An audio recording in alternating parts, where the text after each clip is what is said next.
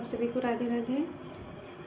हम लोग पढ़ रहे थे संज्ञा सर्वनाम, ठीक है, और शब्द पढ़े थे।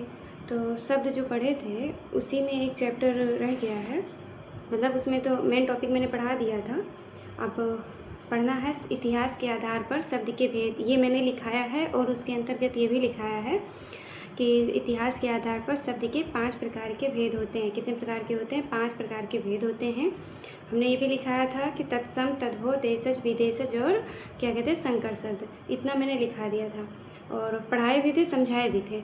चलिए ठीक है, इसको लिखना है आप लोग को। अब लिखिए तत्सम शब्द, हेडिंग डालिए तत्सम शब्द, तत्सम शब्द, तत्सम शब्द, तत्सम शब्द। ठीक है, क्या लिखना है? तत्सम शब्द लिखो। तत्धन समान, तत्धन सम, तत्धन सम। जिसको आ रहा हो वो सुन ले, रिवाइज कर ले, और जिसको नहीं आ रहा हो नोट कर ले, अपनी कॉपी में नोट करते रहे। ठीक है, तत्धन सम, तत्धन सम। तत् माने उसके, सम माने समान। किसके समान?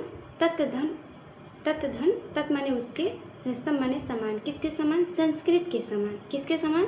संस्कृत के समान। ठीक है, परिभाषा इसकी देखिए, लिखो, नोट करो। संस्कृत के वे शब्द बिना परिवर्तन के हिंदी में ज्यों का त्यों प्रयुक्त होते हैं उन्हें तत्सम शब्द कहते हैं।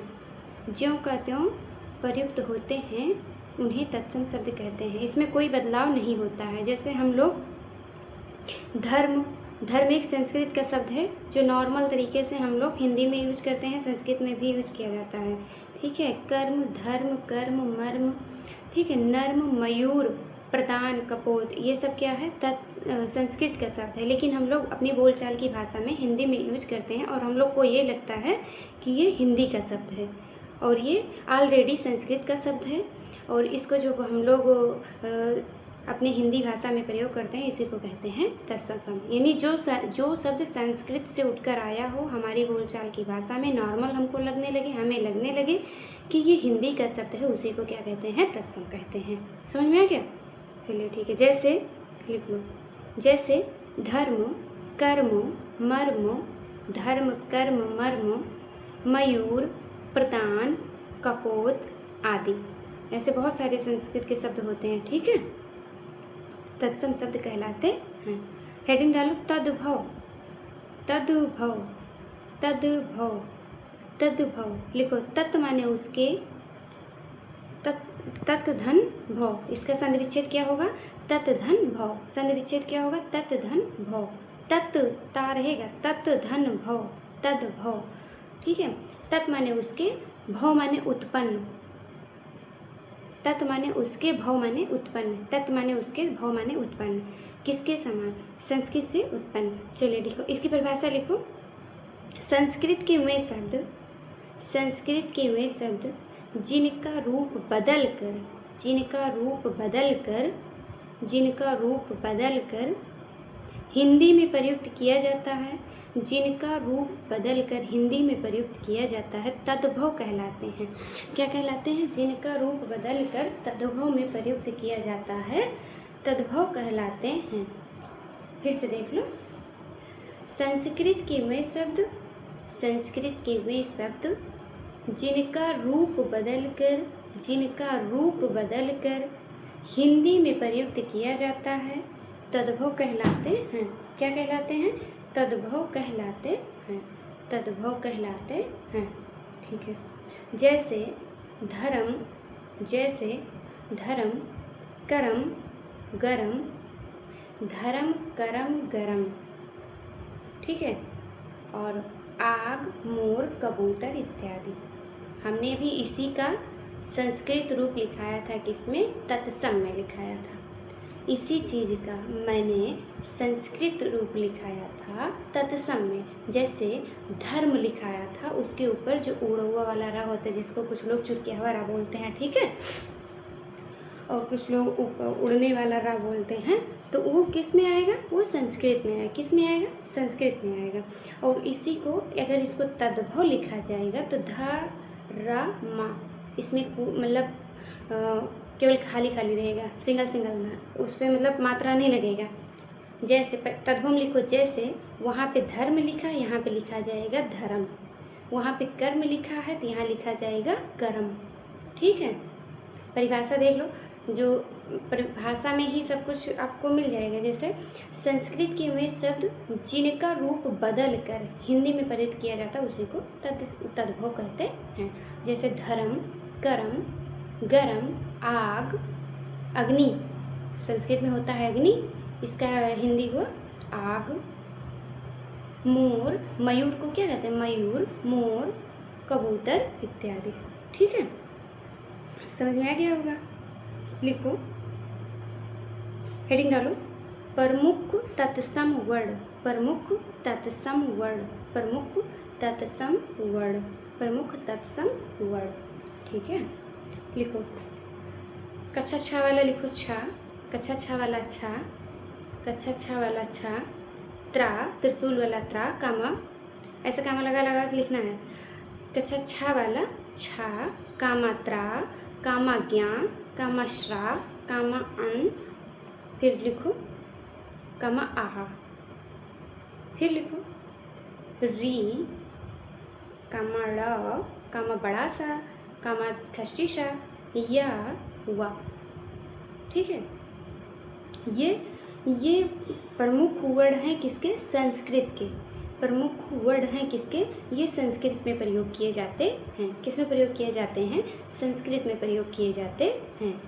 लेकिन संस्कृत में मतलब प्रमुख रूप से ये किस में प्रयोग किया है? संस्कृत में प्रयोग किए जाते हैं, और नॉर्मल रूप से हमारे हिंदी में प्रयोग है। ये मतलब कहने का ये मतलब है, ये वर्ड सारे किसके हैं? संस्कृत शब्द हैं, लेकिन हम लोग अपने हिंदी में प्रयोग करते हैं। समझ में आ गया? चलो ऐसे लिखो, संयुक्त व्यंजन आयोग हुआ, उसी के आगे लिख लो, संयुक्त व्यंजन आयोग हुआ, ऊष्म अंतः वर्ड, ये भी संस्कृत के वर्ड आते हैं, लेकिन हम लोग अपने वर्णमाला में भी यूज करते हैं, अपने हिंदी में पढ़ते हैं। और तद्भव शब्द, इसी का तद्भव देख लो, इसी का तद्भव देख लो। लिखो, ऐसा आपको ऐसे कॉलम बनाना है, एक तरफ लिखना है तत्सम, दूसरी तरफ लिखना है तद्भव। एक तरफ लिखना है तत्सम, एक तरफ लिखना है तद्भव। मतलब आपको इसका तत्सम का तद्भव बनाना सीखना है, तद्भव का तत्सम का तद्भव बनाएंगे हम। ठीक है, एक तरफ लिखो तत्सम, एक तरफ लिखो तद्भव, एक तरफ लिखो तत्सम, एक तरफ लिखो तद्भव। ठीक है, लिखो, अक्षर, अक्षर, अक्षर, क्षेत्र, लिख लोगे ना? अक्षर, कक्षा छा वाला छा रहेगा इसमें। अक्षर पहले तत्सम में लिखना है, तद्भव में भी बताते हैं इसका लिखने के लिए। ठीक है, अभी इसको मैं पहले हम संस्कृत में तत्सम में लिख रहे हैं, उसके बाद में इसका तद्भव बनाएंगे। ठीक, लिखो, अक्षर, क्षेत्र, अक्षर, क्षेत्र, क्षीर, क्षीर, क्षत्रिय, क्षत्रिय, मित्र, पुत्र, पुत्र, पत्र, पुत्र, पत्र। हो गया? लाइन छोड़ छोड़ के लिखना था, लिखे हो ना? मैंने कॉलम बनाने का मतलब यही होता है कि लाइन छोड़ छोड़ के लिखना है। अभी उसके आगे आपको लिखना है।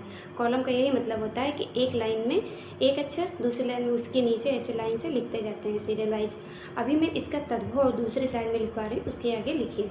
लिखो, अक्षर का लिखो, अक्षर, अक्षर लिखा जाएगा। देखो पहले सुन लो, इसकी स्पेलिंग मतलब वो वर्ड सुन लो।